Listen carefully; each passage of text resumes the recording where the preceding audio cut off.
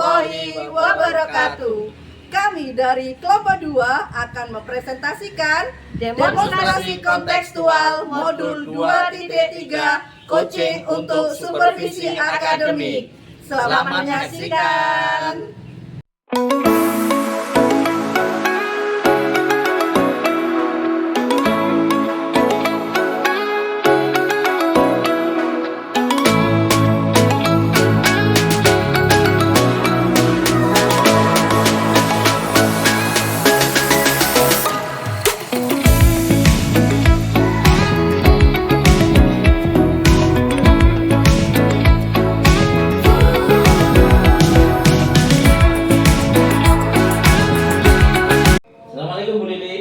Waalaikumsalam Pak Cahyo. Gimana kabarnya? Ya alhamdulillah Bapak. Bapak bagaimana Pak? Alhamdulillah. Lama kita tidak diskusi ini. Iya benar Pak.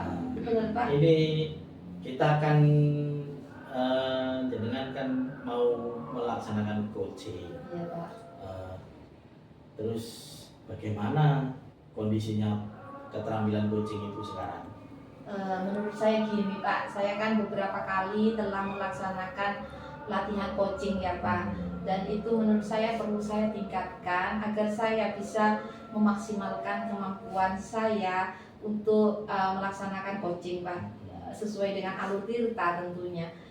Ada banyak beberapa yang mungkin nanti Bapak bisa lihat bahwa mungkin ada kekurangan atau kelebihan seperti itu ya Pak tentang proses coaching saya pada nantinya. Kemudian keterampilan coaching saya mungkin lebih meningkat ketika hadir sepenuhnya, saya berusaha hadir sepenuhnya kepada coach saya seperti itu Pak.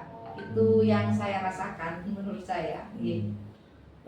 Sekarang saya ingin memberikan dukungan dengan peningkatan keterampilan coaching Bu Lili. Kiranya bagaimana saya bisa membantu Bu Lili ini supaya proses coachingnya lebih bagus? Terima kasih sebelumnya ya Pak Cahyono.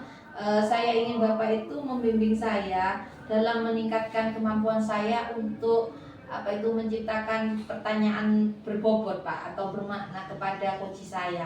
Saya masih kesulitan Pak dengan memberikan pertanyaan yang bermakna ataupun berbobot kepada coach saya, sehingga saya jatuhnya nanti saya tidak judgement atau tidak melabeli coach saya seperti itu Pak.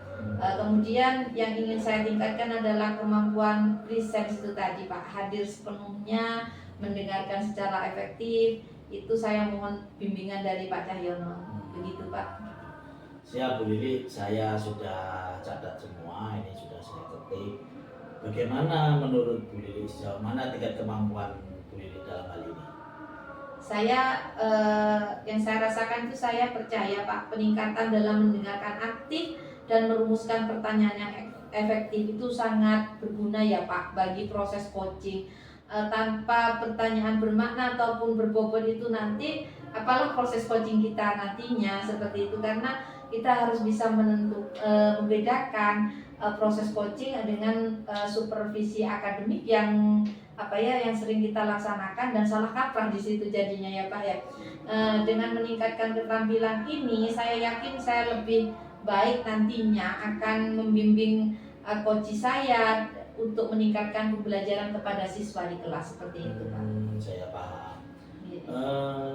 Apa harapan Bu Lili dari observasi yang akan kita lakukan nanti pada saat Bu Lili melakukan coaching terhadap coachingnya? Saya sangat berharap bahwa proses observasi ini nantinya akan membawa umpan balik Pak, terutama bagi diri saya, sehingga kekurangan yang saya miliki itu nanti bisa saya lengkapi untuk saya kembangkan, terutama di proses coaching ini nanti Pak. Jadi umpan balik itu membantu saya untuk meningkatkan kemampuan saya dalam proses coaching Pak, seperti itu. Oke Bu Lili, kita nanti lihat observasinya. Ya, Pak. Nanti mungkin pada saat observasi saya akan sepenuhnya mengamati, dan akan saya catat semua apa yang sudah meningkat, apa yang masih belum dilakukan, sehingga nanti bisa memberikan umpan balik kepada Bu Lili pada saat pasca supervisi, pasca observasi. Ya. Terima kasih Bu Lili. Terima kasih Selamat. banyak ya Pak. Ya Pak, semangat. Waalaikumsalam. Waalaikumsalam warahmatullahi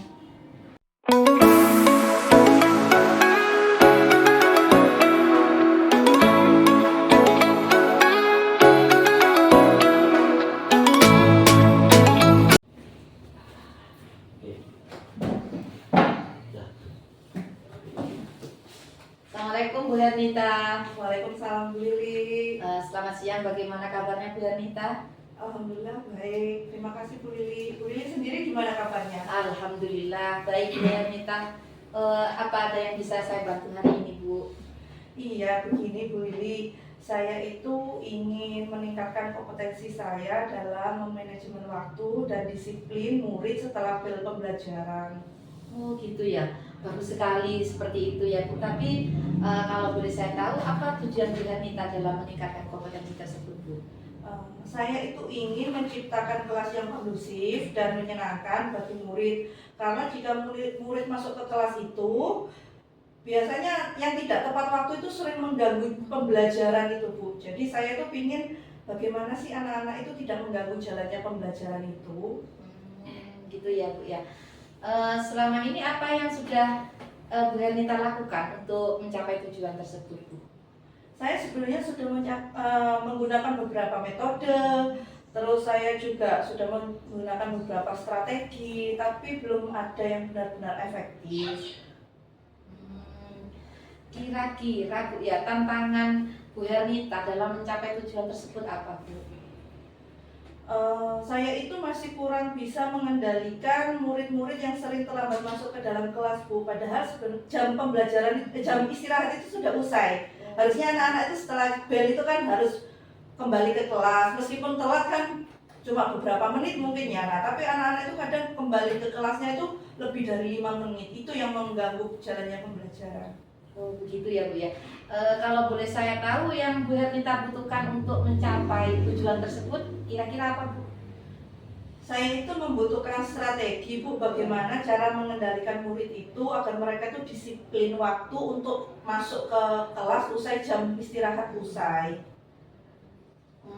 Kalau begitu coba Bu kita bersama berdiskusi ya tentang strategi bagaimana cara mengendalikan murid yang sering terlambat masuk ke dalam kelas. Padahal jam istirahat telah usai. Ya. Nah, yang pertama kita perlu lakukan, kita perlu memahami penyebab murid kita sering terlambat masuk ke dalam kelas. Padahal jam istirahat telah usai. Apakah karena mereka antri ketika beli makanan di kantin, ataukah mereka hanya iseng-iseng di tempat-tempat lainnya, atau mereka bosan dengan pembelajaran tertentu seperti itu Bu ya. Bagaimana menurut Ibu? Saya pikir mereka itu sebenarnya bosan ya Bu ya dengan pembelajaran di siang hari. Kebetulan jam pembelajaran saya itu kan selalu dapatnya itu siang hari. Nah, jadi mungkin anak-anak itu sudah merasa lelah dan capek setelah seharian pembelajaran. Terus mendapat pembelajaran di akhir itu akhirnya anak-anak itu merasa bosan Ibu. Gitu ya Bu ya.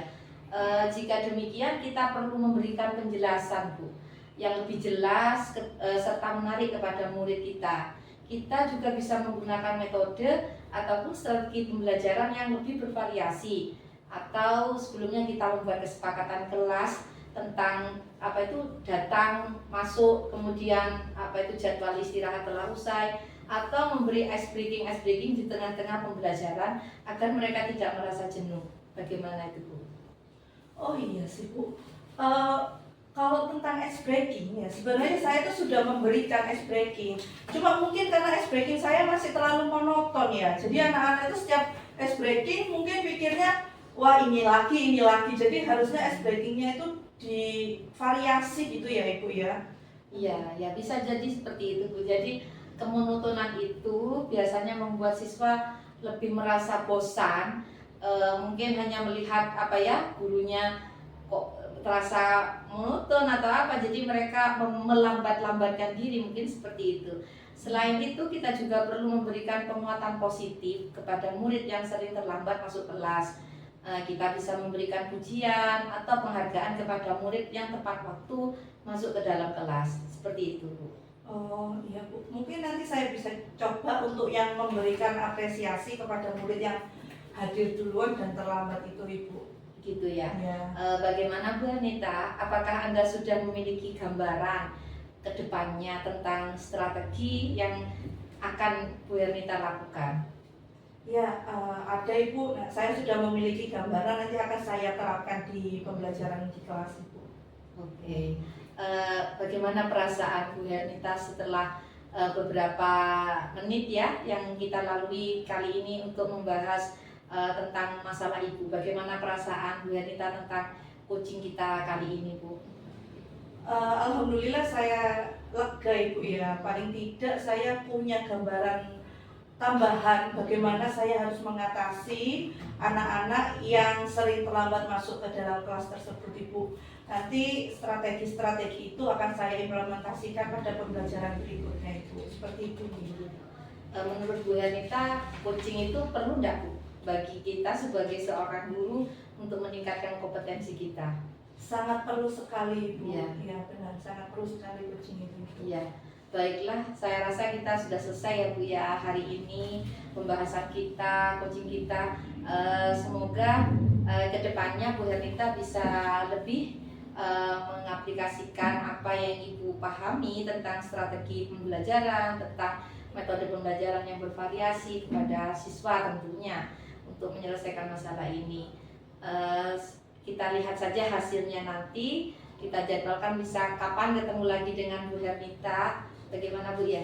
Ya bisa Ya. Bu, nanti bisa diatur. Ya. Baiklah, saya kira selesai ya Bu ya. Ya. Mudah-mudahan kedepannya Bu Anita lebih semangat untuk berinovasi dan menciptakan strategi yang bervariasi. Gitu ya Bu. Iya, ya, terima kasih Bu. Ya, sama-sama Bu Anita. Selamat siang ya Bu ya. Ya, Ya, sama-sama, Bu. Assalamualaikum. Waalaikumsalam Ibu Lili.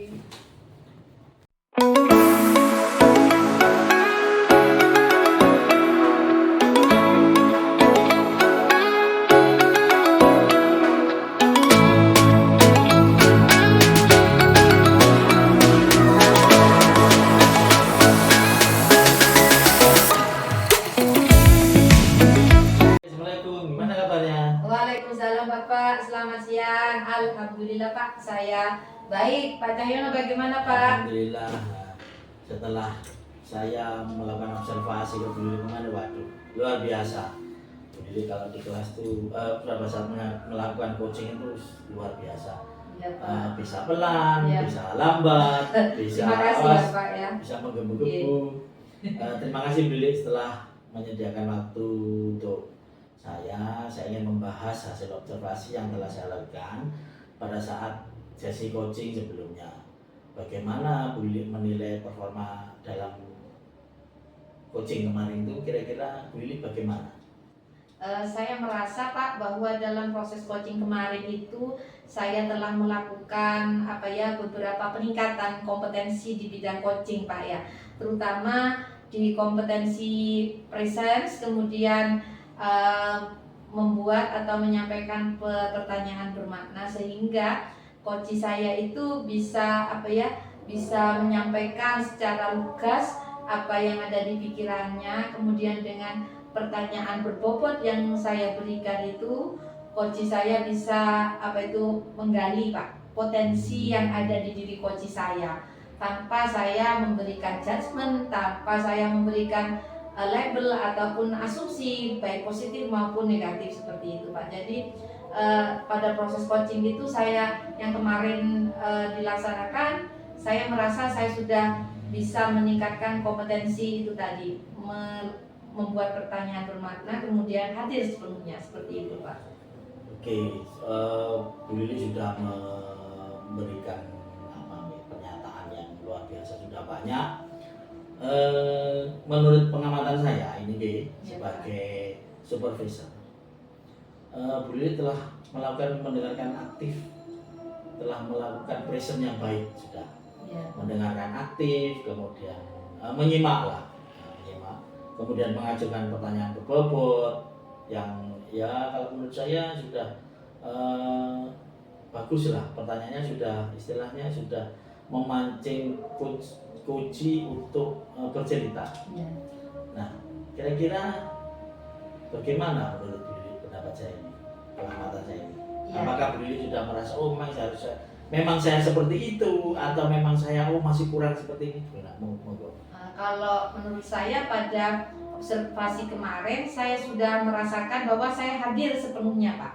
Hadir sepenuhnya untuk mendengarkan apa yang disampaikan coach saya, hadir sepenuhnya untuk mendengarkan efektif apa yang disampaikan, yang ingin disampaikan oleh coach saya, kemudian tanpa asumsi, tanpa asumsi positif ataupun asumsi negatif, saya berusaha untuk menggali potensi ataupun ide Pak, ataupun solusi yang ada pada diri coach saya, sehingga dengan membuat pertanyaan berbobot. Jadi saya telah merancang beberapa pertanyaan yang berbobot sehingga coach saya bisa mengembangkan diri dari masalah yang dihadapi, kemudian membuat solusi dari apa yang mereka hadapi, apa yang coach saya hadapi. Jadi pertanyaan berbobot ini yang membantu saya untuk menggali potensi dari coach saya Pak.